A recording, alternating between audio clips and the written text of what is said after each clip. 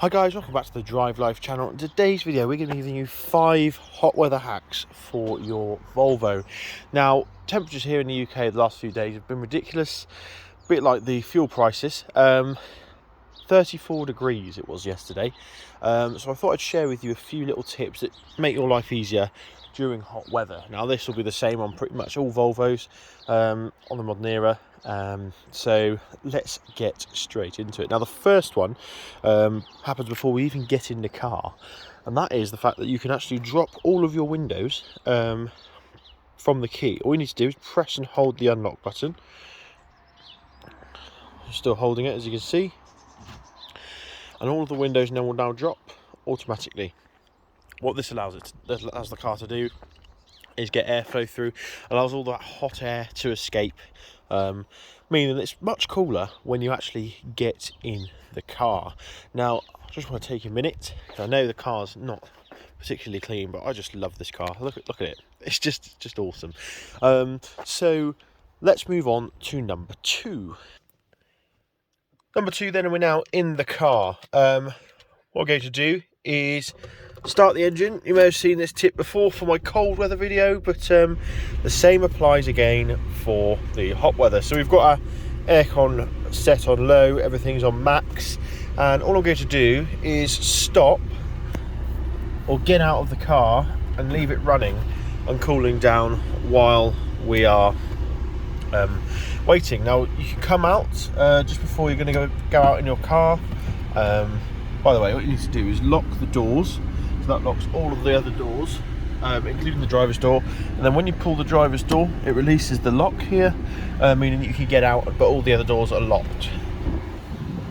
So what you can do is obviously come out before you're due to leave.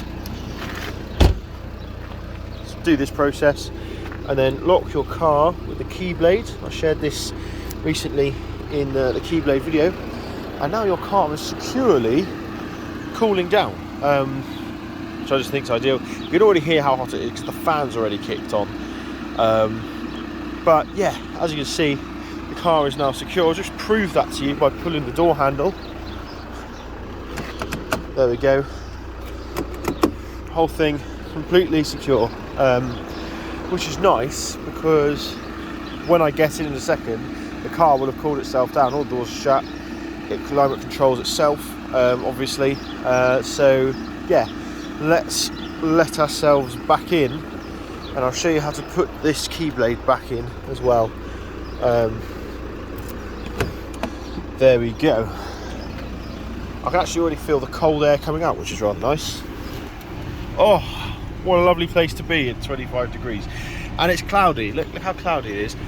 Still 25 degrees, so that seems to me like perfect thunder and lightning weather. But all you need to do to reinsert the key is just slide it in like so. Now if you have a keyless car, you might be able to remove the key. Unfortunately in this car you can't remove the key unless you turn the engine off. So if you can do that on yours, that's why. Or you've got slightly newer cars that don't need the key in. Either that or you've got a fault. The key retaining thing isn't working. So yeah, that is the end of number 2. Okay, so number 3, and we're going to talk settings and what are the best settings to cool your car down as quickly as possible. Now it's going to come to no surprise that you need to set it to low on both sides. I know this is taken from Volvo themselves. They recommend if you really need to get the car cool, say you're already too hot, or you've got some sort of elderly person with you, or ill person, or someone who just doesn't like heat or can't cope with the heat, then all you need to do is put both dials on low. Unfortunately there's no way of connecting the two, so you have to do both dials. Also that's just turning them to the left anti-clockwise, and then you just hit auto, and what that will do is basically the car, I don't know if you guys can hear me, the fans are now on full blast, so you can see there, absolutely full blast, and the cold air is coming out in droves. Now interestingly, what the car does, it's got 2 temperature sensors in it which determine where you need the cool air most. So for example, if it's a sunny day and there's a lot of heat coming through the windscreen, there's actually a temperature sensor in the front here. I don't know if you can hear me over the fans, I'll turn them down. That will determine that more cold air needs to go up there to shift the hot air out of the way, if that makes sense. Well, there's also a temperature sensor down here. It's a bit dirty, isn't it? To do with the clean. Which measures sort of the occupant area, Volvo calls it. And again, that is really really handy because it will then direct more air towards you. So that's pretty nice. If you're emitting a lot of heat as a passenger, then it's going to prioritise from that sensor rather than that sensor, and vice versa. So it'll automatically switch between the two. Now you can obviously set it to there, but then it turns auto off because it's like, well, hang on a minute, you think you know best, fine. So just to recap, come in, put it on low, and then auto. And as you can hear, there's a lot of power behind those fans. Number 4 then is an alternative to aircon. Now if you're worried about the impact on fuel economy, because it does have an impact of around 10% on your fuel economy, the air conditioning, then there are options that make it slightly more efficient. Now Volvo say that it's actually more efficient to have your windows down at speeds under 30 miles an hour when compared to having the aircon on, which is quite interesting. Anything above that, then they recommend closing your windows and using the aircon, because it is actually better on fuel to do it that way.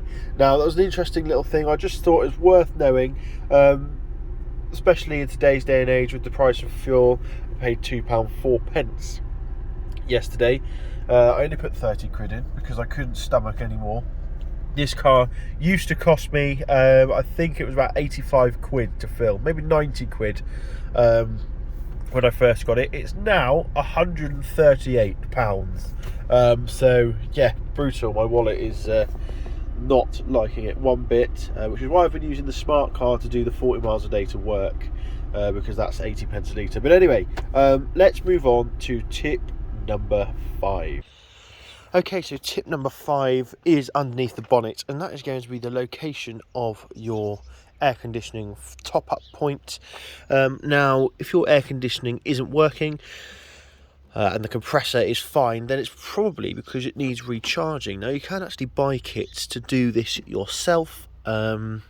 To be honest, I've never done it, but I've watched it on YouTube. It seems fairly simple to do, but you can refill it at this point here. All you need to do is just unscrew the cap here, attach your can, etc. I'd watch a video and check your specific product, or you can get it done for about 50 quid from most garages as well. And that's your refill point there. That goes into the compressor and voila, fills it back up with, I think it's, I can't remember what the gas is called. It's like radon. No, it's not radon. Something like that. Anyway, that is basically the refrigerant that the air conditioner needs to produce cold air. Now, just another interesting fact is that the air conditioning unit is deep underneath there. Not sure if you can see where those 2 metal pipes are there. Now that runs off of the second auxiliary belt. There's 2 auxiliary belts, if you didn't know. One comes off, well, there's the one that broke on me, which left me stranded by the side of the road, which is the main auxiliary belt. That runs the power steering, alternator, that's it actually, I think, thinking back on it. And then there's a separate smaller belt that runs off of the power steering pump. It's only about 8 or 9 inches in sort of width or distance from the cogs, but that runs the air conditioning. So if your air conditioning sort of, the compressor isn't even coming on, then might be worth checking out, because they can go, you might not notice initially. So yeah, but that's it in terms of top 5 tips. Actually, I gave you a little extra one with the location of the air conditioning belt. So thanks for watching. Don't forget to like, comment and subscribe. Let me know in the comments down below if I've missed any, or if you've got any particular hacks that work well for you. And yeah, I'll see you next video. Cheers.